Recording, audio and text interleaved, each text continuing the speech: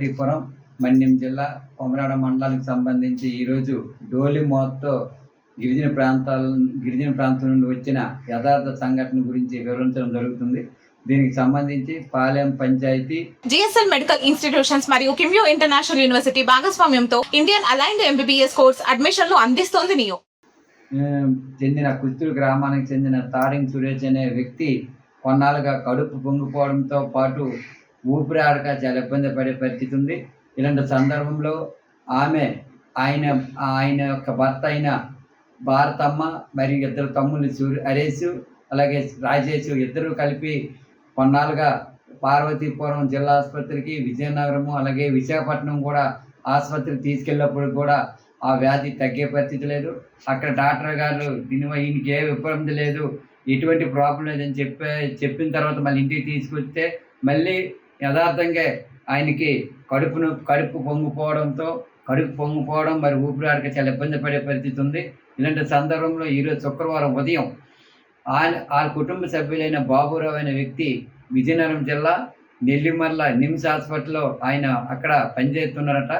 ఆయన ద్వారా ఈరోజు ఉదయం తెల్లవారి 9 గంటలకి కుస్తూరు గ్రామం నుండి తాడింగ్ సురేష్ను వాళ్ళ వదినైన బుచ్చమ్మ, భార్య భారతమ్మ, ఇద్దరు అన్నదమ్ములు రాజేష్, హరీష్ మొత్తం గ్రామస్తులతో కలిపి సుమారు 4 కిలోమీటర్ల దూరం డోలి మూత మోసుకుని వచ్చి మధ్యన దించుకుంటూ డోలి మోసుకుని వచ్చే పరిస్థితి ఉంది. ఆ ఊరికి రహదారి వేస్తామని జేసీబీతో తవ్వి 3 నెలల క్రితం వదిలిచారు తప్ప పూర్తి రహదారి లేకపోవడం వల్ల వాహనం వెళ్ళలేని పరిస్థితులు ఈరోజు 4 కిలోమీటర్ల వరకు కిందకి మోసుకొని వచ్చారు. అలాగే కిందనే వాళ్ళ గ్రామానికి సంబంధించిన కాలనీకి నిర్మితమైన స్థలం వద్దకు మోసుకొని రాగా అక్కడ నుండి ఆటోతో రాయపురం వరకు 5 కిలోమీటర్లు వెళ్ళారు. రాయపురంలో నుండి బొలారా వాహనంతో 5,000 రూపాయలు బుక్ చేసుకొని నిమ్స్ హాస్పిటల్కి వెళ్ళడం జరిగింది. మేము అనేది ఏంటంటే ఈరోజు గిరిజన గ్రామాలకి డోలి మూతలు లేకుండా చేస్తామన్నారు. మరి డోలి మూతలు లేకుండా ఈరోజు 4 కిలోమీటర్ల దూరం గిరిజనులు మోసుకొని వచ్చారంటే ఇది ఎవరికి తెలుసు అని చెప్పి తెలియజేస్తాను. ఈరోజు పాలకులు కానీ అధికారులు కానీ రోజు పత్రికా ప్రకటనలు ఇచ్చి డోలి మూతలు లేకుండా చేస్తామని చెప్తున్న పత్రికా ప్రకటనలు ఈరోజు ఏమవుతాయని చెప్పి తెలియజేస్తాను.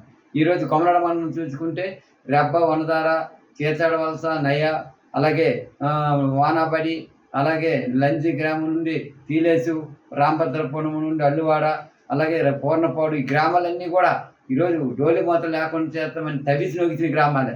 అయినా ఎందుకు ఇప్పుడు ఒగ్గేస్తానో తెలియని పరిస్థితి ఉంది. ఇలాంటి సందర్భంలో ఈరోజు స్వాతంత్రం వచ్చి 80 సంవత్సరాలు అయినా ఈరోజు డోలి మూతలు తప్పని పరిస్థితి ఉందని చెప్పి తెలియజేస్తాను.